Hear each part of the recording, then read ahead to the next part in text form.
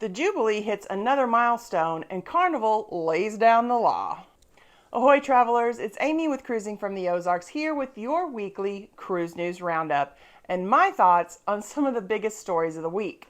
Be sure to give this video a thumbs up. It only takes a second and doing so helps other cruisers find us. Now, I'm a little behind in getting last week's news roundup finished. I honestly thought about not even worrying about it, but since I had most of my script completed, I figured I might as well give out the info in case there's someone out there that did miss it. Our first story gives an update to Carnival's newest ship, the Jubilee, with German shipyard Meyer Werft announcing that the Jubilee has reached the point where exterior steel construction is complete. This will be the third in Carnival's XL class following Mardi Gras and Celebration. The Jubilee will replace the Vista in Galveston, sailing Western Caribbean itineraries, and it's designed to hold 5,347 guests at double occupancy and 6,631 guests when fully booked. That seems like a lot to me. Sometimes you may see the double occupancy number referred to as fully booked, and then you're going to see that a ship has been overbooked. And you may wonder, how does that happen? How can a ship be overbooked? Well, ships are considered fully booked when every room is occupied with 2 people. However, many rooms can actually fit up to 4 people, which is where that overbooked number comes from. If you haven't already, please consider subscribing to the channel. We're still a new channel and could really use your support to help us reach more cruisers like you. Like, subscribe, and share. It really helps our channel out with the YouTube algorithm. Make sure you also click the notification bell so that you don't miss any future posts. Recently, Carnival had to make the announcement that the shipyard was behind in construction of the Jubilee due to supply chain issues pushing back the first sailing to the end of December. Guests on the first 6 cruises had to be notified that their cruise no longer existed, including the inaugural sailing that was originally set for October of 23.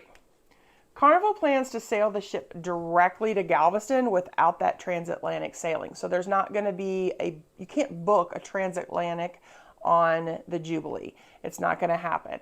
A lot of people like to book that transatlantic, and it comes out prior to that first inaugural cruise from the new home port. They're going to skip that transatlantic and make it to Galveston just in time for the Christmas sailing that departs on December the 23rd. Now, we're booked to sail on the Jubilee in late January of 24. We were very excited for Carnival's newest ship to be based out of one of our home ports. In fact, we're going to be on the Vista this fall prior to the Jubilee taking its slot at the port of Galveston. We made sure to get booked on the Jubilee right away, but we did not want to be booked on one of its first sailings. I don't really have any desire to be on an inaugural cruise. There are 3 downsides, in my opinion, to booking an inaugural cruise. 1, they're more expensive. 2, the crew might not have all their ducks in a row, which can definitely affect service. And 3, the ship isn't ready yet.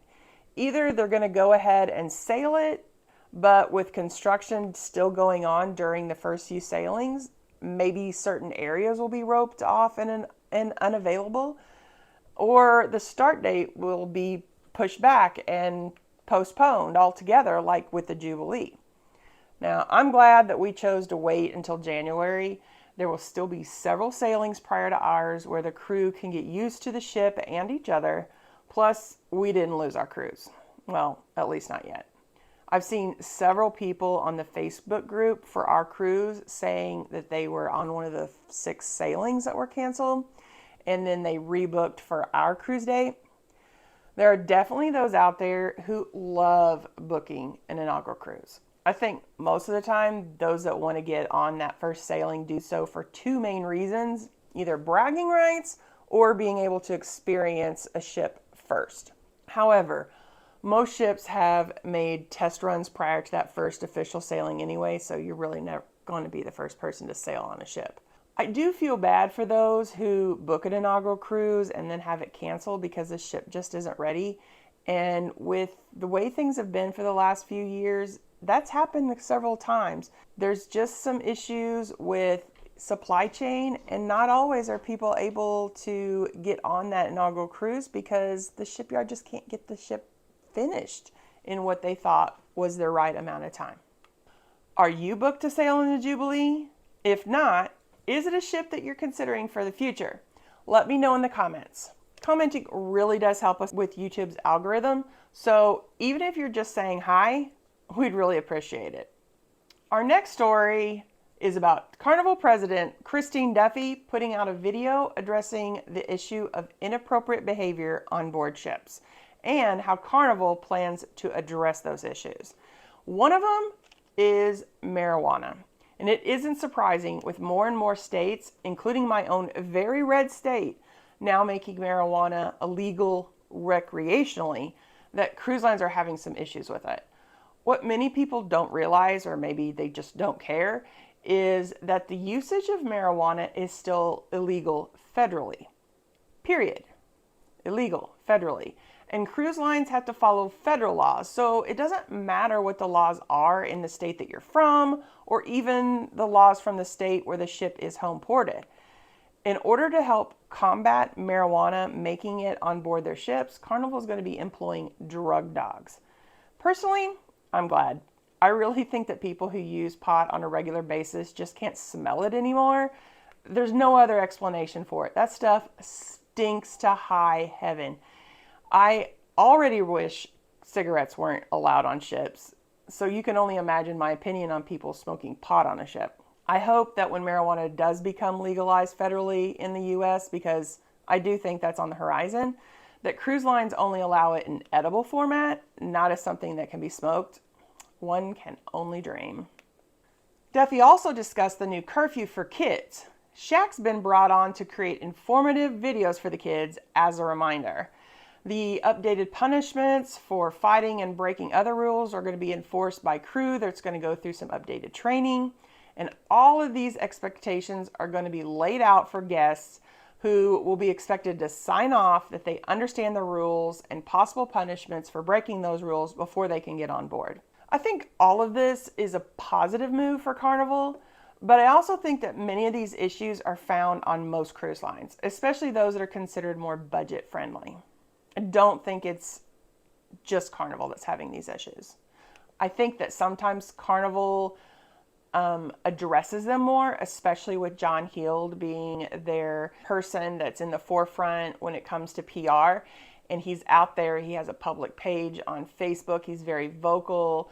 And I think because of that, this stuff gets discussed more when it comes to Carnival, when maybe other cruise lines kind of sweep it under the rug.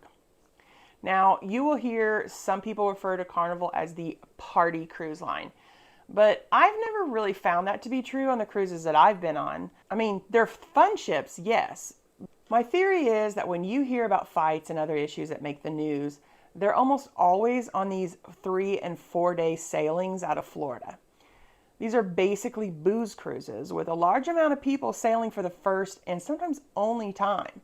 It's unfortunate, but it seems to me that this reputation is brought about by the actions of a specific set of cruisers on a limited number of cruises. I tell people all the time that I love Carnival and I'm not a partier at all.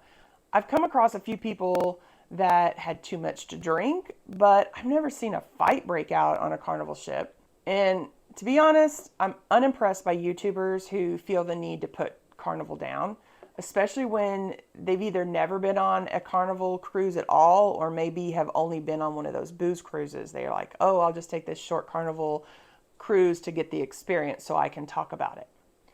And it's amazing to me when some of them actually do go on a Carnival cruise, they're shocked at how fun and welcoming the line is. That's usually what the video is about. I finally went on a Carnival cruise and you'll never guess what it was like. Or I was shocked when I went on a Carnival cruise. It's the fun ships, not the partying ships. Anyway, I'm glad that Carnival's putting their foot down because I think it's important that they deal with that small number of cruisers who are giving the line a bad reputation.